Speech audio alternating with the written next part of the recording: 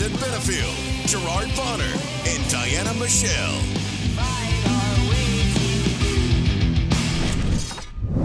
What's going on, everybody? It's that time of the week. It's Friday. You know what that means. It's time for the SHW podcast. This is our wrestling. I'm B-double Brandon Benefield alongside the great Gerard Bonner and the lovely Diana Michelle. We are back, and we are 1 week away from our next huge show, SHW51. But before we get into that, you guys, how's your week been? How's everybody doing? We took last week off. I missed you guys. It's good to see you. We missed you, man. We missed you. I know you had some issues, and I hope you're feeling better. And I'm fine. yeah, It's not public knowledge. I don't want an audience. We're good. We're good. So We're be good. it. We didn't have any accidents. We're good. Yeah. I am trying to come off my high from MomoCon, from Zicky Dice, Outlandish Paradise 3. Tell us all about it. You were at Oh my God. You spent 3 days there, right, over the Memorial Day weekend at MomoCon downtown, Georgia World Congress Center, Outlandish Paradise 3. How was it, Diana? Man, there's so much I could tell. It'd take the whole show to go through so much. There was so much. The crowd was fire. I mean, half the people there were not even wrestling fans, but they were making up. You know how wrestling fans have their own like chants, softball has their own chants. These people were making up stuff that didn't even make sense. But they were in unison, and they were cheering, and they were loving it, and they were just eating it up. And everybody that was involved with the Outlandish Paradise, God, they killed it. They brought it. They did their thing. They entertained. They gained new wrestling fans, and we gained new wrestling fans. And absolutely, I think that was the goal. I think, after talking to Zicky, hearing his interview, that was the goal. We wanted to bring new wrestling fans in, and we hooked them. And they want it back. They want it again next year. So yeah, I love it. Here's what I love about this. I love about, I think a lot of times, and once you've been kind of ingratiated in this wrestling industry, you start getting accustomed to what the IWC will do. And, fans often find themselves getting so accustomed to certain things that they don't value it anymore. That's why they all walk by us like, oh, it's just V3. Oh, it's no big deal. Then when they see us in other places, then it's like, oh. And so this is the beauty of taking this to a crowd that is not known for wrestling, a crowd. And really, that's the hardest crowd to perform in front of, because if you can get them, you've made new fans instantly. And so I love that. I love that. I love that. So shout out to Zicky, to Outlandish Paradise 3. You guys will be hearing V3 all involved with that. So no worries. When that gets published, you'll see and hear us all. It was just a great, great time. So shout out again to Zicky for being daring enough. Outlandish. For being well, and here's the thing, right? Outlandish Paradise has always been a different presentation of our sport. Always, from the very first one through this one, it was very different, whether it was what was done on screen, locations, etc. And I think, again, it's daring to go and put a product out there that is unlike anything else, and to do it in front of fans that aren't known to be wrestling fans. It's daring. It's challenging. I think we all could learn something from the promotional expertise of Zicky Dice. Look, we had everything from Gordo in the ring to cosplay, costumes, to the wrestlers borrowing costumes and becoming characters, to trash cans on Zicky. I mean, he was in a trash can. They dumped him into a trash can. They stood him up. They beat him up in a trash can. And then he came out outlandish. And it was perfect. It was perfect. I cannot wait till you guys see everything that happened. Awesome. It was just, I mean, I'm smiling. It was just fun. I'm still high from it. It was great. I'm telling you, I can't. And what I want a to say, massive... I'll do it again soon. Yeah. Please, I did like 40,000 steps maybe this weekend. I'm tired. Mama tired. But I mean, you act like you don't work out and that's impossible for you, right? Working out There's for some an hour and a half a day is a lot different from having to work out all day long. I get it. That's fair. You're built for it. You're fine. You're good. Hey, I'm good. No I bounced back, but Mama tired. I get Mama it. was sleeping on Monday. Okay. As you should have been. Because I mean, 3 full days. Yeah, you should have been. But you worked hard. It's great. And again, we'll keep you guys posted when you can check out Outlandish Paradise 3, part of a massive wrestling weekend over Memorial Day weekend. I felt like every promotion felt like doing something over the weekend. Yeah. You know, from AEW to WWE, Impact, New Japan, everybody had something. And we had it here, of course, with Outlandish Paradise. And some of your favorite SHW stars were a part as well. And again, you'll be seeing that very, very soon. So be on the lookout. Yeah, in fact, you mentioned some of the SHW roster was there. Danny Jordan, the real mean girl, is back. She was on the DL for quite a while with an injury, but now she's returned. She's been cleared to wrestle. She's just like yes. Well, yeah, she went viral, but yeah, she competed throughout the weekend at OP3. And didn't miss a beat. She was amazing. You know what I heard? I heard that was actually part of her strategy to help build the women's division here for SHW.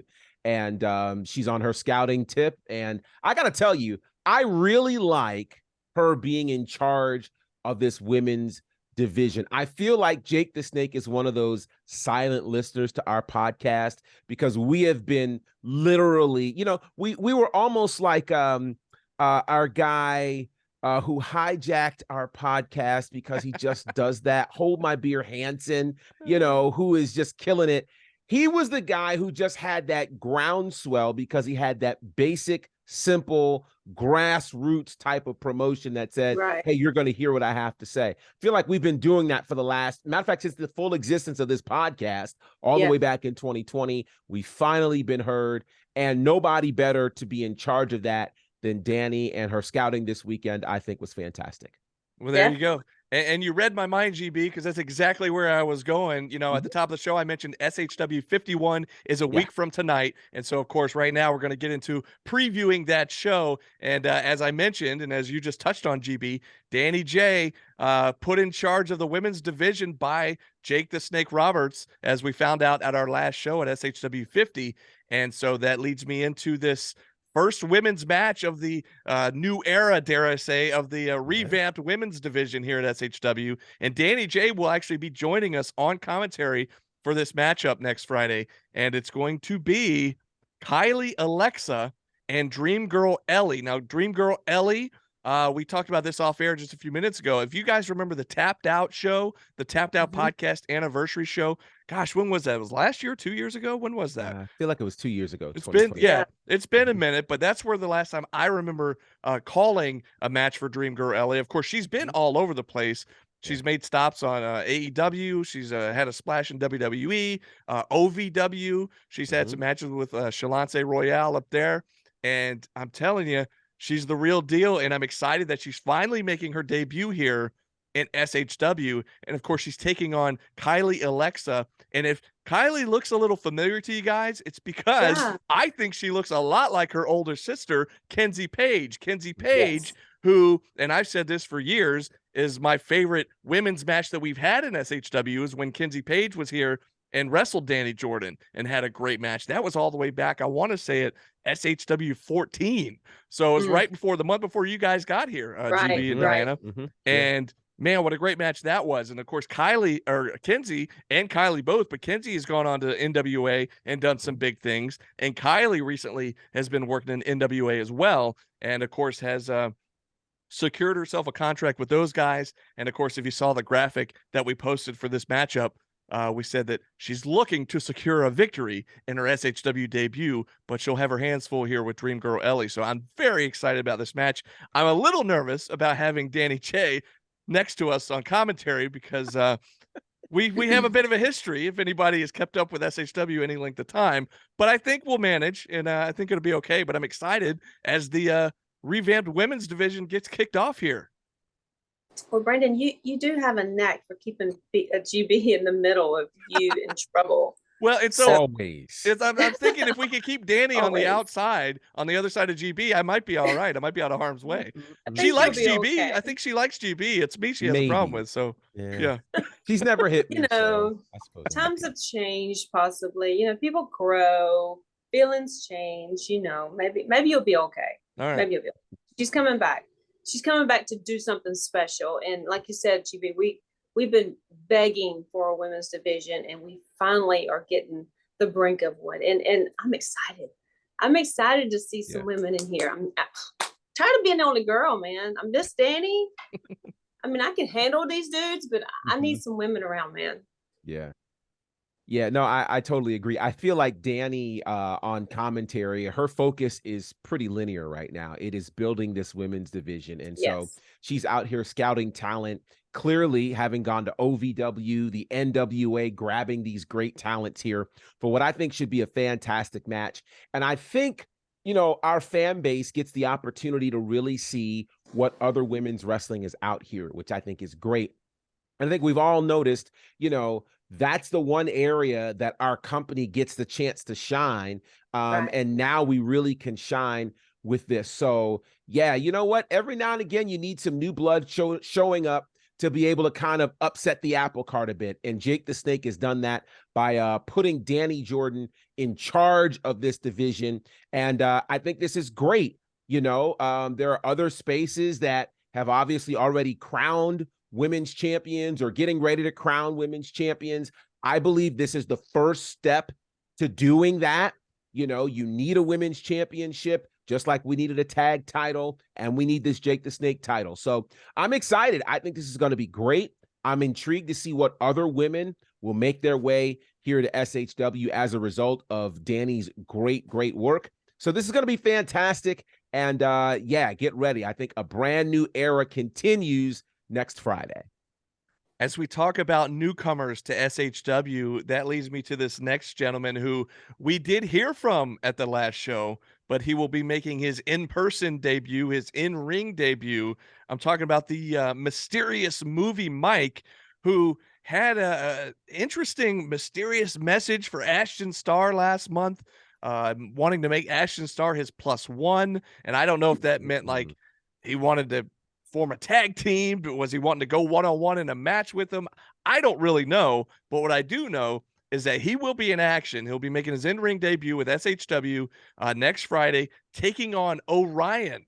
Now, you might not recognize the name, but if you saw the graphic that we posted, you'll recognize the picture. I was going to say you'll recognize the face, but he's wearing a mask, so you recognize the picture. You won't see his face. But he's formerly known as Blanco Loco. Now, Blanco Loco has appeared in SHW a few times. It's been a couple of years, I believe, at this point. But he's making his return. Since that time, he's been all over the world, honing his craft, perfecting his in-ring skills. And I'm excited to see him back and kind of making a re-debut, if you will, at SHW. And, of course, definitely has a point to prove. Movie Mike's coming in with a point to prove. Apparently, he wants to show off for Ashton Starr because he's putting a seat at ringside that apparently has Ashton's name on it. So he's inviting Ashton to come witness the match, I guess, at ringside, first row, first hand. And it's going to be a good match. I still don't understand quite what's going on with him and Ashton Starr. And I know Ashton doesn't understand it either, because if you follow on social media, Ashton's like, what does this guy want with me? Like, what's the deal here? So I'm very curious to see how all this plays out, but I do know both of these guys are very solid in-ring competitors. It'll be a great match nonetheless, you know, despite all this other stuff going on with Ashton. So we'll see what happens. What do you guys think? It's borderline stalker. A little stalkerish, yeah. I mean, just a little. I'm confused. I mean, I was confused when he made his presence known through was it Skype or video? Something like that. His promo, it just I couldn't tell. Did he want to wrestle Ashton? Did he want to take him out? Literally, did he want to, you know, be his buddy? I don't know. He wants him to be in he wants to put him in a movie, I guess. He's a director. I don't know. I don't know. Well, I guess we'll get our answers next week. But I am excited about this match because I do want to see Orion with his new name. But he's amazing. Yeah. All by himself. I mean, he's always put on a good show every time I've seen him wrestle. And I mean, it's sure to be a good match. Sure to be a good match. I can't wait to see this one. High flying, doing his thing. You know, there's something to be said about a name change, right? When you change your name, you're really trying to accomplish something, a new name, new identity. It's just how the world works. And so for Orion to really go away, come back with a new name, says that there's something new that he's bringing to the table. For all that we've seen previously under his former persona, this is a new day. This is a new thing. And so I'm intrigued to see what that's going to do. The other side of this is Movie Mike. I believe it was the great Michael Jordan, another Mike, who said, hey, you're going to miss 100% of the shots that you don't take. Don't get mad at Movie Mike for shooting his shot. Now, we'll figure out what he's trying to accomplish, but you got to shoot your shot. You know, if you want to take Ashton out, if you want him to be your tag partner, if you guys want to, you know, create magic together, I don't know. But I think what he's doing has gotten the attention of Ashton Starr, which is more than he would have done if he had just slipped into his DMs. So you figure out, you know, some call it stalker. I think it might be just kind of high level intensity, putting yourself out there. You know, you're not a stalker if you know, befriend the people who are the match or the decision makers at the job that you want, right? You're just trying to figure out how to get connected. You're not necessarily a stalker. Now, if you end up saying well, wait a minute. Let me just say this.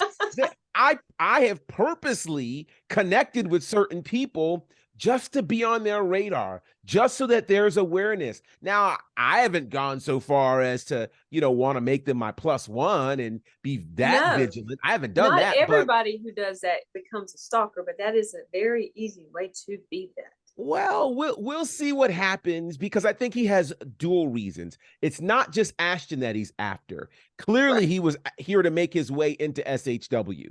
And if you're going to do that, you do that with a day one guy, right? A lot of people have been trying to do that. So he's taken a different approach, a far different approach than other folks. Yeah. Yeah, not just a day one guy, a former champ, a former tag champ. You go after one of the top guys in the company. Yeah. And you're right, GB. I think that's, you know, Ashton Starr fits that bill. Go after him. I'll put it to you this way. For the last 2 months, we've had people come into this company for the first time, try their hand with Ashton Starr. Nobody has tried the approach that Movie Mike has. And we're talking about Movie Mike in this way, unlike we talked about any of the other perceived opponents or interests there for Ashton Starr. So that tells us a lot. We'll see what he does in the ring this coming Friday. Yeah, it's going to be good. It's going to be good. I can't wait. And that's only 2 of the matches. Hang on, we still got a full card to get to, guys. Let's get into the Jake the Snake tournament. How about that? The Jake the Snake Legacy Championship tournament rolls on.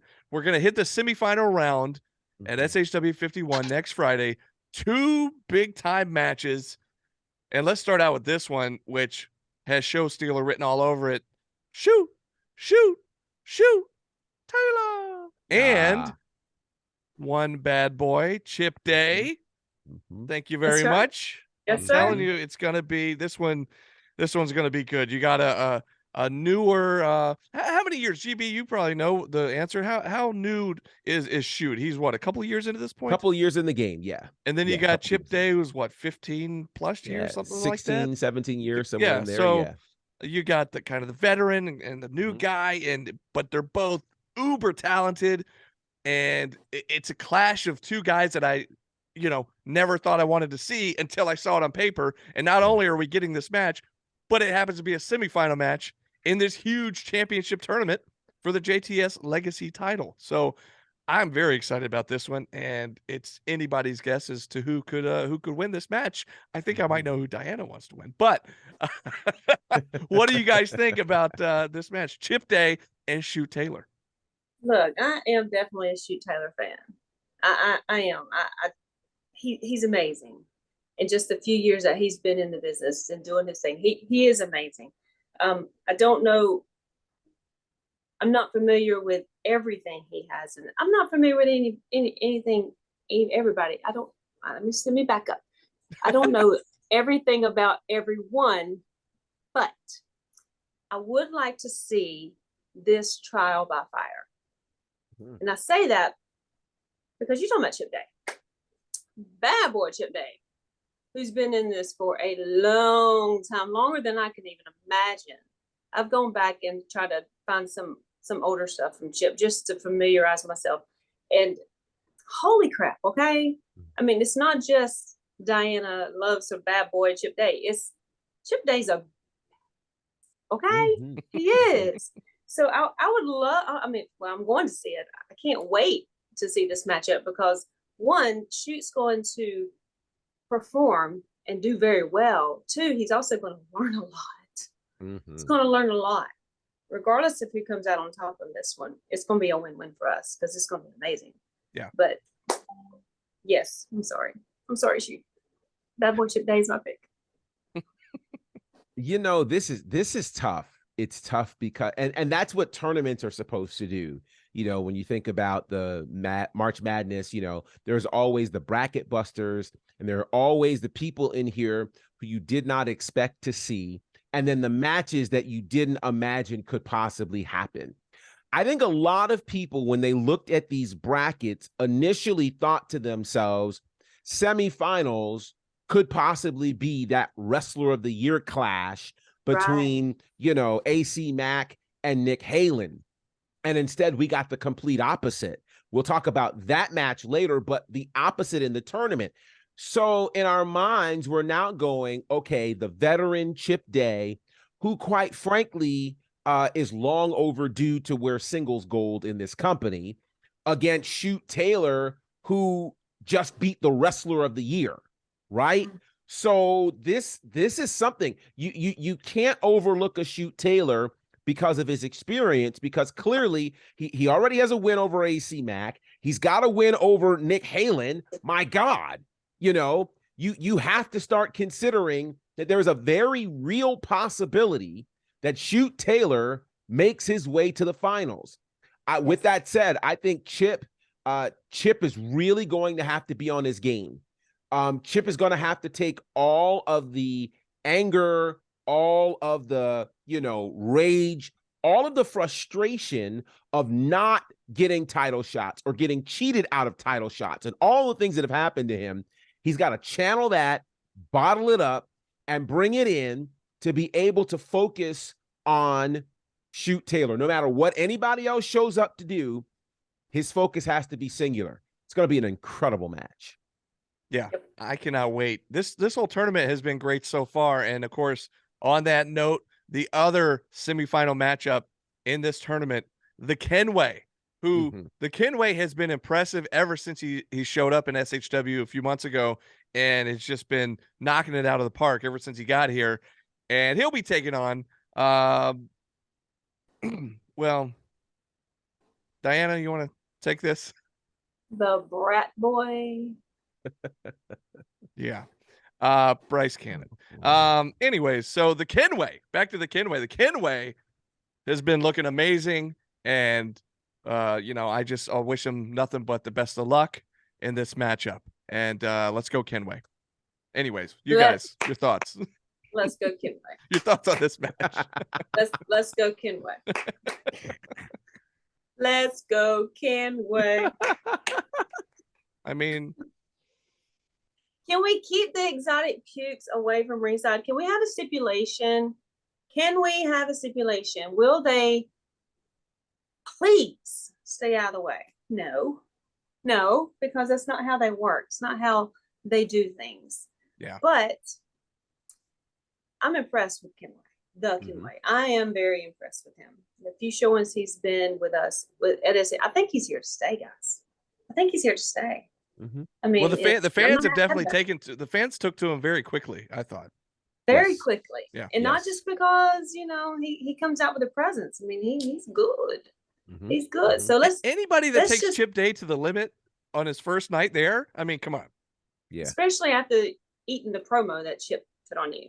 Right. Okay. That still has like burn marks. Okay. Yeah. But you know how we feel about Bryce. I don't have to keep repeating it or saying his name. It's like Beetlejuice, like you said, with the other guy. But yeah, let's just hope that Exotic Peace will stay out of the way. Bryson had to prove his point himself, his point, and just fail. Just fail.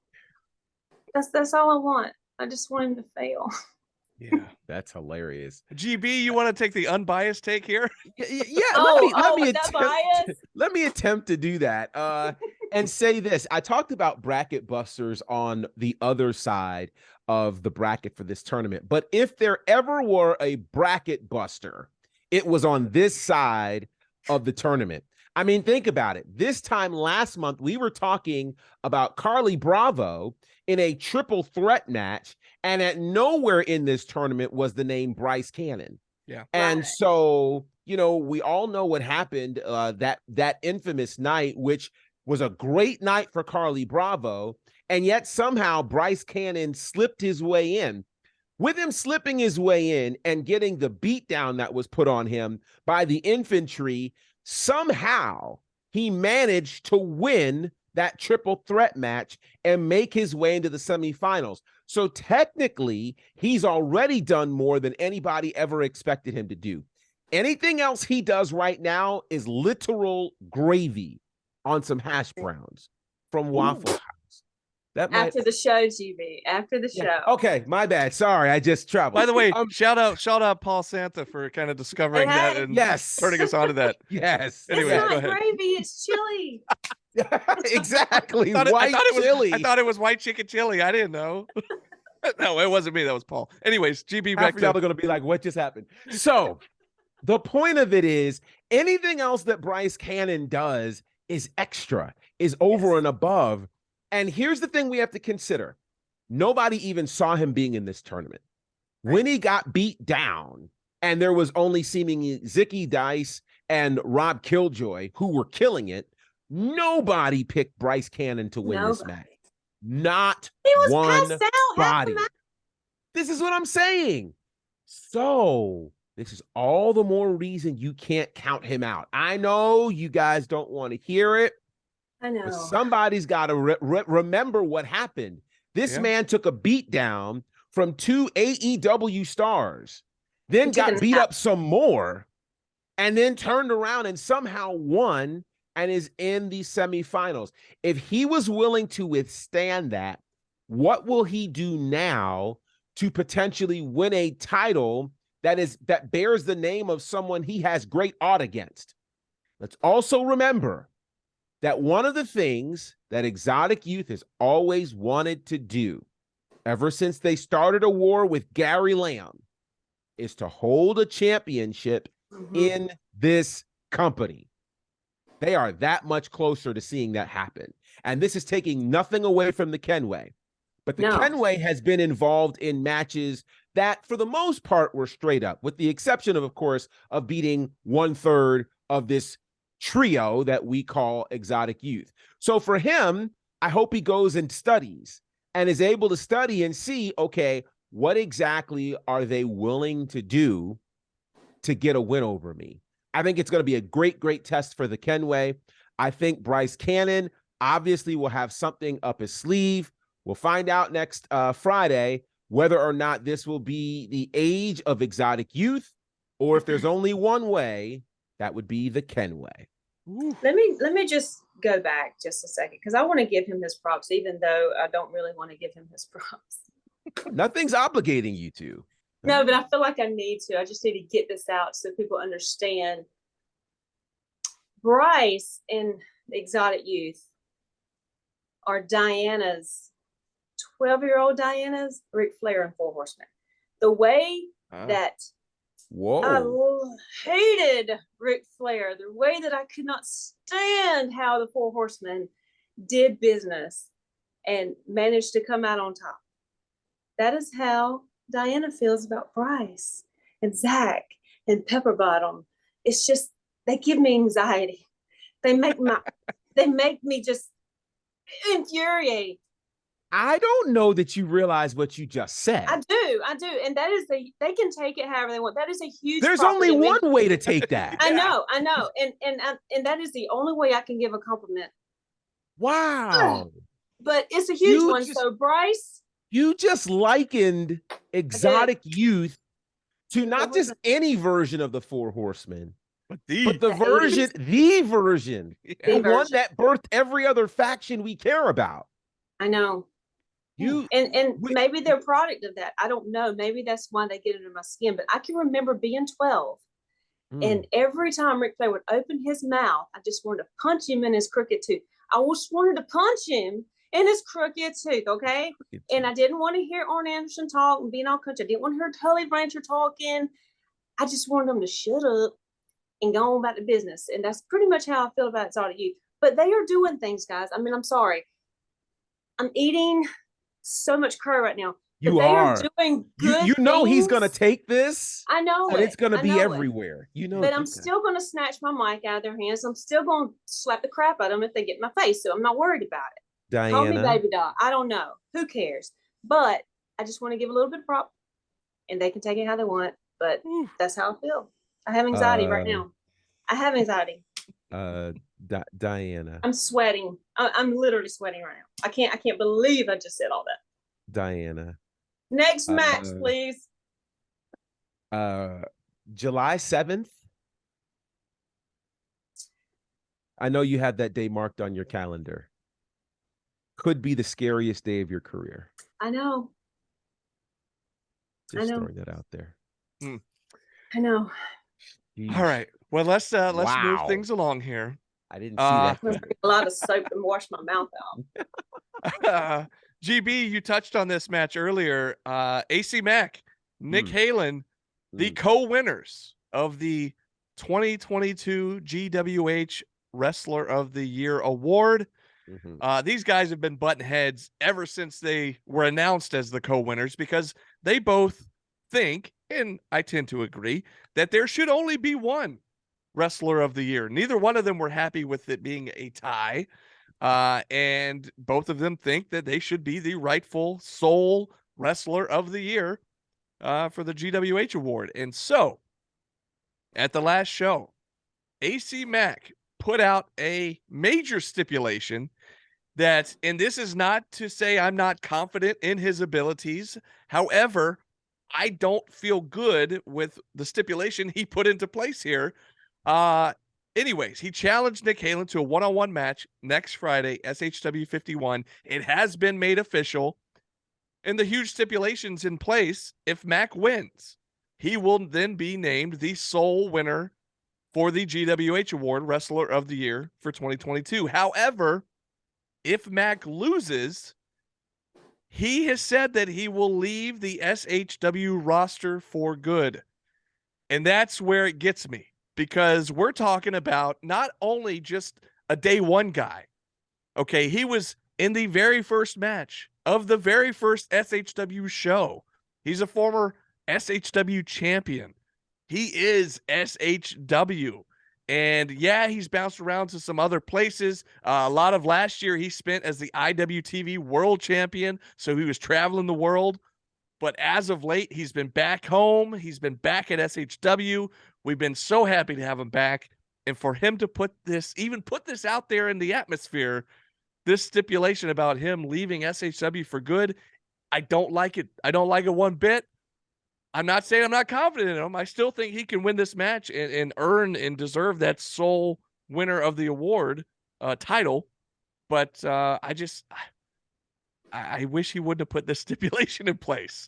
And of course, you know how we feel about Nick Halen. Nick Halen has, we've had the, I'll say, displeasure of Nick Halen joining us on commentary the last couple of shows.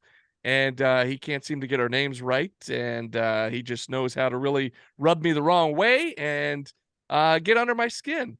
Maybe not quite as bad as Exotic Youth, but still pretty bad. So anyways, this match, huge stipulation on it. It's going to be a great match. You're talking about the co-winners of the Wrestler of the Year, so you know it's going to be amazing. Both of these guys have been around a long time. They know each other pretty well. And it's, again, anybody's guess at who could win this match. I really hope it's a Mac for the sake of we don't want him to leave SHW. But how are you guys feeling going into this one? I know 2 weeks ago I said I wasn't really worried. about this particular stipulation. I didn't like when anybody uses a stipulation in a match, because it's one way or the other, somebody's leaving, right? But this one, I've had a couple weeks to think. I've had a couple weeks to get into my feels and actually have some conversations with AC. And I am a little nervous. I can't.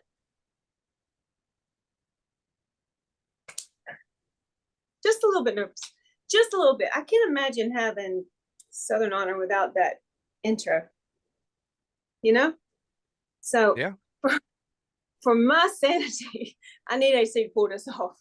But at the same time, I mean, we just talked about Bryce and how he took a beat down and he looked like he was out for the count and come back and won a triple threat and now was advancing in the Jake Snake Roberts Legacy tournament. So anything can happen. Anything can happen. So fingers crossed. I'm hoping for the best. I'm saying my prayers every night. AC is here to stay. But we will never know until next Friday. Yeah. 7 whole days. Not a word. Not a word. I love that you can finish these lyrics. It always makes my heart glad. 7 whole days until we get the answer that, quite frankly, we've been asking since January of this year. The three of us stood on that very stage expecting to present one award. And when we opened the envelope and saw 2, we were shocked. We were shocked for a few reasons. And to be completely honest, there's a part of me that feels like Nick Halen has somewhat had to prove to people why he was the co-winner of Wrestler of the Year, given the huge year that AC Mack had in 2022.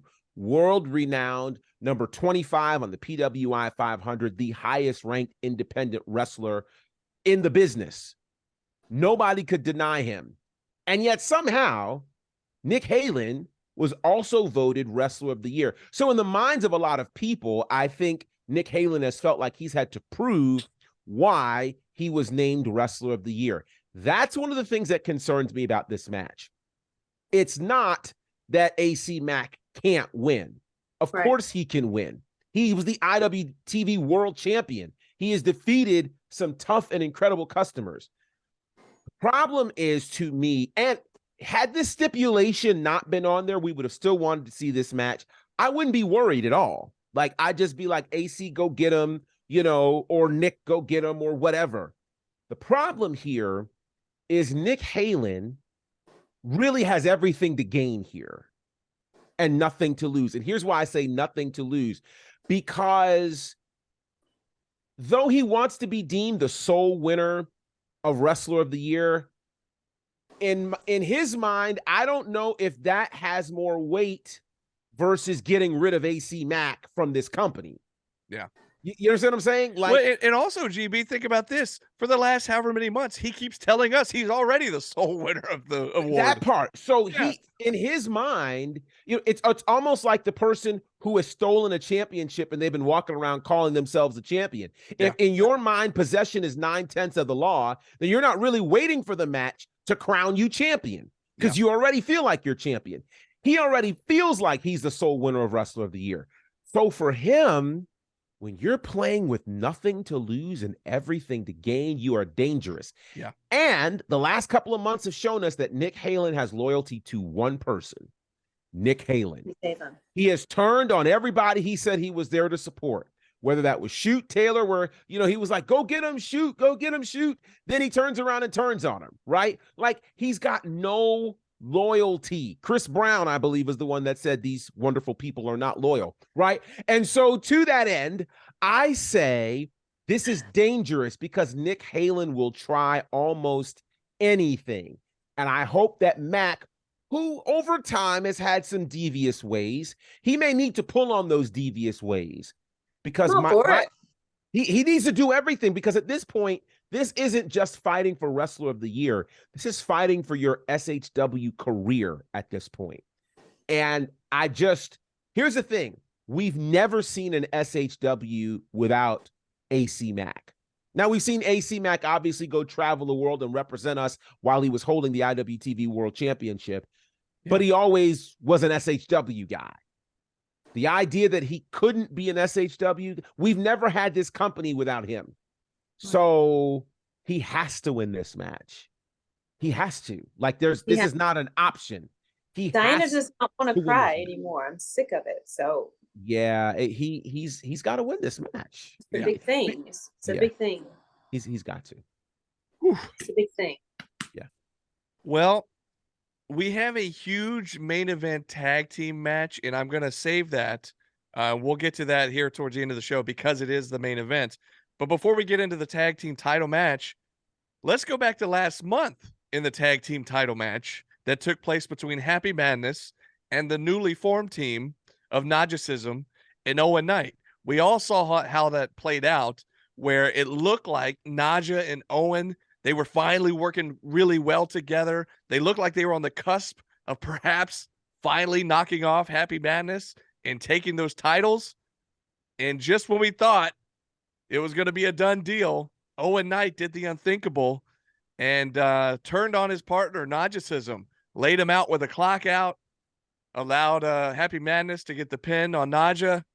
And, of course, Happy Madness retained the tag team titles. He's not in the match, but what we did find out is that Owen Knight will be there next Friday, and we will hear from him. So I'm very curious. You know, we said it on commentary, why Owen, why? And I think a lot of the fans are left wondering, like, we were all with our jaws dropped, like, what was that? What did we just see? And so hopefully we'll get some answers here from Owen Knight, the working team captain, if he still is the working team captain. I don't know. He kind of turned on the working team. It seemed like, I don't know, considering I consider the fans kind of that working team. And he's the captain of the fans or something, but I just don't know. I don't know. It was the last thing I expected him to do. And you know, I've been saying it for months. Can we just get all the titles away from Dishonor? Those tag titles are the last remaining remnants that are being held on to by Happy Madness. And so I was super excited thinking, Owen and Naja are going to do this. Here we go. It's finally going to happen. And I'm just dumbfounded. I couldn't believe it happened. And so just like everybody else, I'm left wondering why. And hopefully next Friday we'll find out. So you guys, any thoughts on how that played out last month and what maybe we hope to hear from Owen if anything? Sure. I mean, I would love to hear his take on what's going on. Yeah. I think we all want to believe we live in a feel-good world where everything works out the way we want it to work out and how it makes sense to possibly work out. But I don't think that Owen ever had necessarily a problem with losing the best of 7, and that's not really, to me, I don't really think that's the basis of what happened last month. I think he came to grips with that. I think he accepted the fact that Naja beat him. I mean, it was 2 matches in one night. Had they gone another, week or another month to another show and did that 7th match, it could have been a different outcome. But they did do 2 matches in one night. I feel like Owen accepted that when they were placed together as a tag team. I feel like that, he was maybe reluctant to team with Naja, but he had his own reasons. But he still embraced that, and I think he was trying his best to do what a team player would do.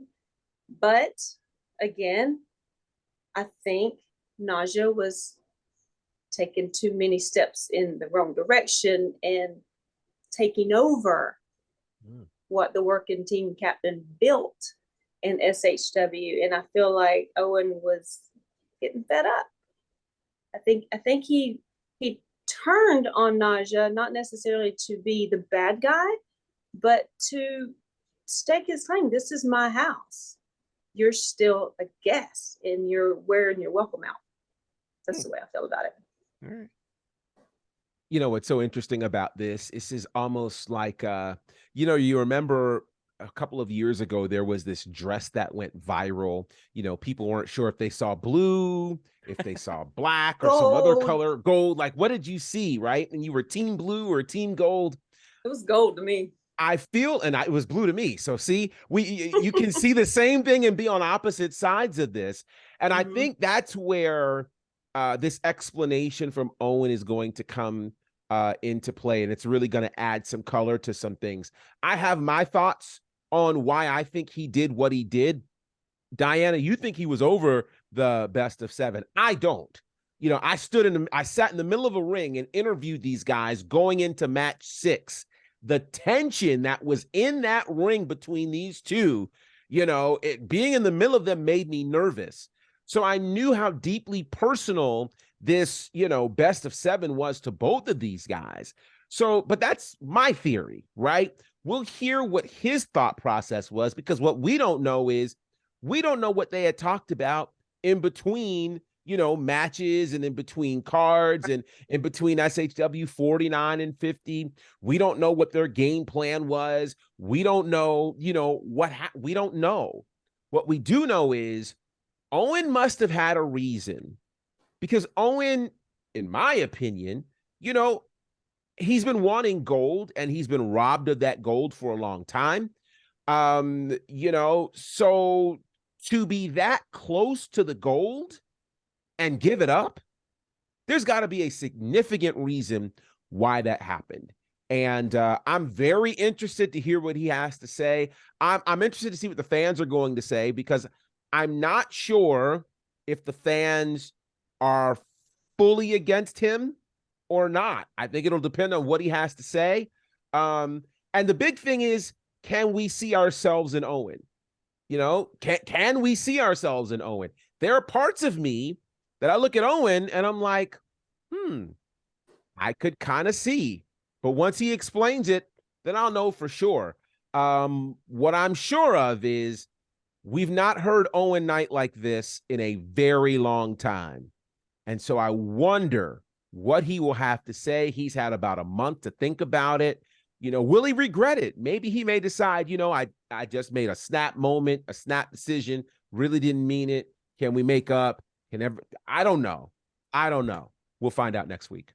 Yeah, absolutely. We'll find out. And that's the thing, like you said, GB, I mean, all we can do is speculate at this point. And we say this all the time. Like when we're calling stuff, when we're talking about or previewing these matches, we don't know the answers. We're just speculating. We're just putting our thoughts. Maybe it could be this. Maybe it could be that. And like you said, we won't know until he's in the ring with a live microphone and he addresses the SHW faithful at the Action Building. And so we will find out together why did he turn on Najicism last month. So very curious to see what comes of it. And speaking of questions that have been left unanswered, let's talk about the main event from last month. And of course, yes, we still have this month's main event to get to, the big tag team title match, and we'll get to that in just a moment. But the main event from last month, where we saw a new SHW champion crowned, that being the Priest of Punishment Judas, thanks in large part to the action of Todd Sexton, but it was kind of the non-action, as he would not complete the 3 count when Gunnar Miller had Judas pinned. So yeah, it was a crazy turn of events. If you haven't watched SHW 50 yet, go back and watch it on IWTV. It's a good one, folks. Trust me. Not only was it a huge milestone event being our 50th show, but it was just a great all-around show. And the way that match ended, Todd Sexton comes in, donning the referee stripes. We're like, finally, we have an official here. We're going to have an official match. Gunnar Miller's going to do what we thought was impossible. He's able to jackhammer Judas. And then he pins him 1, 2. Todd won't count the 3 count. And then when Judas finally got a pin on Gunnar, you got a fast count from Todd Sexton. Okay, and then we realized Todd and Judas are in cahoots here, and we want to know why. We're left with more questions than answers. So we did find out. We will hear from Todd Sexton and the brand new SHW champion Judas next Friday at SHW51. Much like with Owen Knight, I don't know what to expect. I hope they can give us some sort of clarity on why this all happened. again, we can only speculate. GB, you talked about, these guys were thick as thieves in another promotion. You've always been a little leery of Todd Sexton ever since he came into SHW. And so, I mean, I don't know. I really don't know what to make of it. I don't know where any of this is going. Judas, I mean, or I was going to say Gunner has got to be fit to be tied, obviously. And so I haven't heard if he'll be in the house. If he is, I'm sure he'll have something to say, but I don't know. So we'll see next Friday. But we do know we will hear from Todd Sexton and Judas. And any thoughts on that moving into next week? I think all suspicions were confirmed. Pretty much. I mean, we all saw it. We all saw that Todd and Judas had a thing. There was making eyes. There was something. We all had a suspicion, and it was confirmed. I do believe Judas was due for this title reign. I think it's been a long time coming. I don't agree with the way it happened. But then again, it's Judas, he's going to use a spike. He's going to use, whatever. Because he's dirty of the dirties, right? I mean, I did not see Todd. I didn't see Todd doing that. But then again, I wasn't surprised. But as far as who our champion is now, I can see it being Judas for a long time. I mean, I don't know who's going to challenge him, or if Gunner's going to come back and try to get a rematch. I don't know. But I am interested in hearing what they have to say and why. Exactly why. I believe it was the immortal words of a tribe called Quest who asked a very simple question. What's the scenario? That's what I need to understand right now. What exactly is the scenario? I didn't want to go with the first part. Not that I couldn't, but just actually talking it out. I thought we were going to. I was thinking Bonita Applebaum or something. I didn't know where. Well, that would be a different scenario. There's no question there, and I was like, no question there. But yeah, what's the scenario? I need to understand because if you weren't leery when Eric Bischoff showed up on Monday Night Raw, something is wrong with you, right? You don't go for 6 to 7 years trying to put somebody out of business and then show up on their TV and all is right with the world, okay? You don't end up being a rival promotion of a promotion called SHW who comes and outshines you. And so then it's this whole, if you can't beat them, join them. So I've just been sitting here going, all right.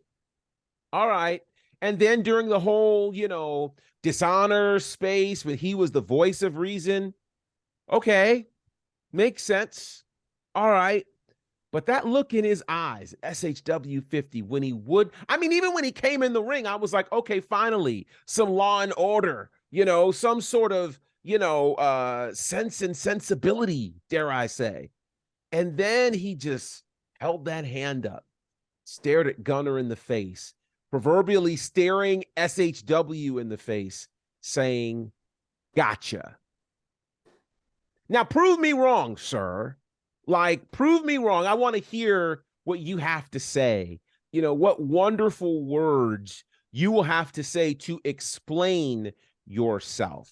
Because I want to hear it. You talk about infiltrating the company. You did it in the highest space. You got Gary to trust you. Huh? Right? You got all of us to trust you. Only to have this long term. And it made me wonder. Now I got, all right, I'm accused of having too many questions. Some people say I think too much. So I'm going to keep this thought to myself and see if it plays out next week. I just want to hear what it is you have to say, because something tells me that maybe you misrepresented a person or two. Help work your plan. Because there was always a piece of this plan that didn't make any sense to me. I'll leave it there so people who watch this won't say you're thinking too much. Those wheels get turning. It gets dangerous, GB. I will say this. I'm always paying attention. And when certain things don't make sense, it just makes me go, Well, hopefully we'll get some answers. Like I said, we're going to hear from Owen Knight. We're going to hear from Judas, Todd Sexton. As with many an SHW show, we tend to be left with a lot of questions and not a lot of answers. And so until the next month, hopefully. So just like every other month, hopefully we'll get some answers here. And that's going to bring us to our big main event tag team championship match. Not only is it for the tag team titles, but it will be a tables match. Jake the Snake, after seeing months and months of all this bad blood finally boiling over, he is not only given the hierarchy another title opportunity, but he has made it a tables match. As you've seen tables get involved over the last several months in various ways. And so now it's legal. They can legally use these tables. And man, it's going to be intense. If you saw, I believe it was might have been Wednesday of this week, where there was a video posted, kind of a promo video for the main event tag team title match, and it kind of gives you a good recap, a good refresher if you forget. And it went all the way back to a year ago when Dylan Freimeyer was fighting Cruel for power of the company. And Joe Black ended up getting involved and spearing Dylan and preventing Dylan from winning that match. And that's what started this whole downward spiral of dishonor forming. And then Happy Madness ends up joining. As you mentioned earlier, you can't beat him, join him. They ended up joining Dishonor. And then of course the split up happened and it got all kind of chaotic. And Joe Black ends up realigning with Murder One from their days back in the hierarchy and bringing the hierarchy to SHW, and then feuding with Happy Madness, who are the tag team champs. And that's been going on for a number of months now. And yeah, there was a matchup between these two teams for the tag titles a couple of months ago, and due to some shenanigans and I guess Sauronaro getting the team disqualified, they retained the titles there. So at that point we thought, okay, certainly they'll get a rematch here. And of course it took a couple of months, but now Jake the Snake has come through once again with a big decision, giving them that rematch. And man, oh man, here's what I'm curious about is, after what we saw last month, Happy Madness going after, making this so personal, the most personal you could probably make it, going after Joe Black's girlfriend, bringing her into the ring, threatening to put her through a table. Thank goodness it didn't happen. But here's what I'm curious about now. Are Joe Black and Murder One, do they even care about the tag team belts at this point? Or are they just out for blood? They're in it for it because it's a tables match. They just wanted to abuse and just violently just beat up Happy Madness. I don't even know that they're concerned about the tag titles. At that point, I think it's just icing on the cake. If they happen to win, they'll also become the tag team champs. But just the way that promo came across, where Joe was looking right in the camera, and he wasn't even calling out Sunny Days. He was calling out Dylan Freimeyer. Yeah. And, I mean, I was getting goosebumps on goosebumps at that point. Like, oh, man, they done stepped in it now. And so you made your own bed. So here you go. Or you, at this point, you dug your own grave. Right, right. Anyways, it's going to be an insane matchup. I'm excited about it. I'm also excited the fact that we could possibly finally have new tag champions. But again, I don't even know if Murder and Joe are even thinking about the belts. So how you guys feeling about this one?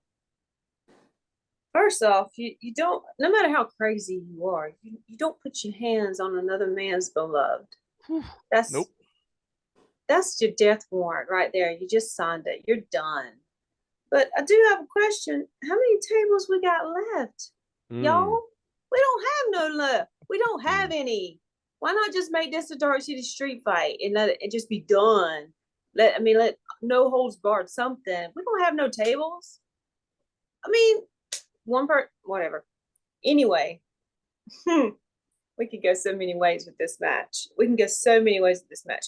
It's like, look, Joe turned on Dylan, who was a good guy.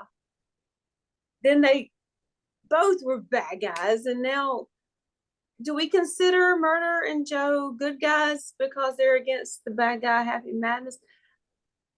I don't know where we are. I don't know. Gone are the days of in pro wrestling, ever since Stone Cold made it fashionable to be a bad guy, and the fans, ever since then, and the NWO came along, and the bad guys were the cool guys. Cool. And so at this point, I don't know the answer to your question, Diana. I don't think we have a good and bad or black and white. I don't. It's like pick somebody.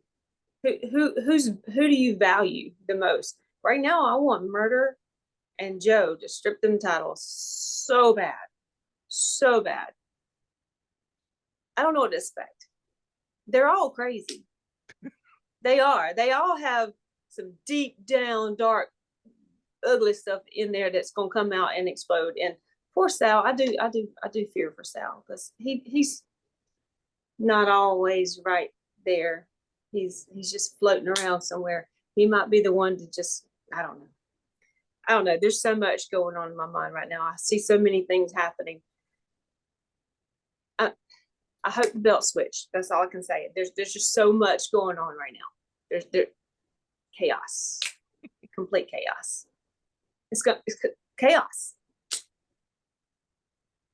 Chaos indeed. The good thing is, here's the good thing. There is no disqualification in a tables match.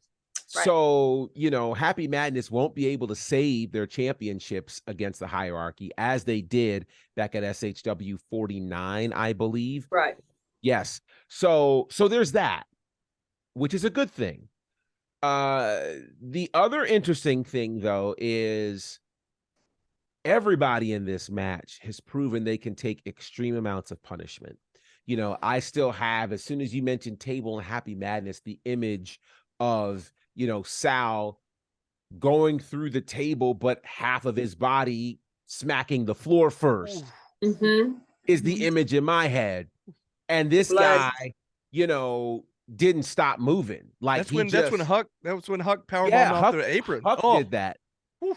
And so, it's clear that whether you like Happy Madness or not, they are tough. Yeah. They can take a licking and keep on ticking. I don't know where this match is going to go. I don't know how long it's going to go.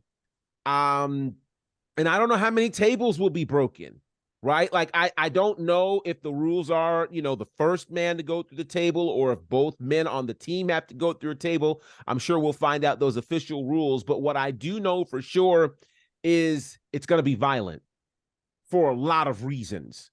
Yeah. So if you're bringing children, just be wise with the amount of violence that they can intake, because this is going to be wild. This is going to be crazy. And again, we saw just a couple of months ago what Murder One and Joe Black were willing to do to each other in a Dark City street fight. Yep. And this was not involving anybody's spouses or love interests or anything else. You cross that line. If I remember correctly, when I saw that promo, one of Joe's eyes was blood red. That's a problem. That's a big problem. So I don't know what Happy Madness has up their sleeves. They have found ways to get out of jams before. I don't know if they've got something else cooking up. I hope they don't. But I do hope that Joe Black and Murder One are prepared potentially for that, because these guys are holding on to these titles because they are the last vestige of Dishonor's control in SHW. Right. They've proven they're willing to do anything to hold on to it. What could they possibly do next week? We'll find out. It's going to be a great show, and I cannot wait. So once again, give you the quick rundown. We got the women's division kicking off in SHW. Kylie Alexa taking on Dream Girl Ellie. Danny Jordan joining us on commentary for that. Orion making his return, taking on the newcomer Movie Mike. You got AC Mack versus Nick Halen with a huge stipulation in place.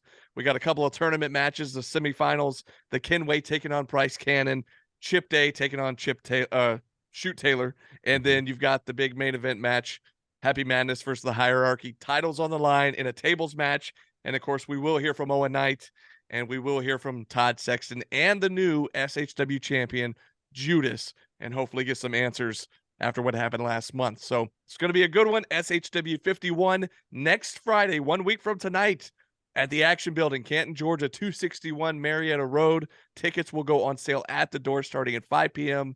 Doors open at 7 p.m. Bell time at 8 p.m. And we can't wait to see you there. In fact, we will be live with this show, which will act as the SHW51 pre-show. We'll be live from 7 to 7:30, and don't miss it. Ish. Depends on how long we might go. And Diana, I was going to maybe surprise you with this, but I'll just put it out there. And if he happens to be listening, because I hear that he watches the show, hey, bad boy Chip Dave, if you want to maybe stop by the pre-show, maybe we'll have a chair for you. I don't know. I'm just putting that out there. And yes, we'll have a chair. Yeah, I'll stand. He can have my chair. No. You can't stand. No. I'll stand. Yeah. Oh, I'll bring the fourth. I'll move out of the shot if we need it. I mean, look, if Bad Boy Chip Day wants to join us live, no telling what's going to happen. Can't go back and edit it. We'll make it happen. We'll be live, folks. We'll make it happen. We'll be live. Make it happen. And I'll have a fourth chair so nobody has to get out of their seat. And so I'm just putting it out there. Really tight. Yeah, we'll make it happen. But we'll see. But hey, awesome. we can't wait to see you guys next week.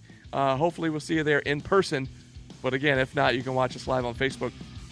But until then, this has been SHW. This is our wrestling. Yeah.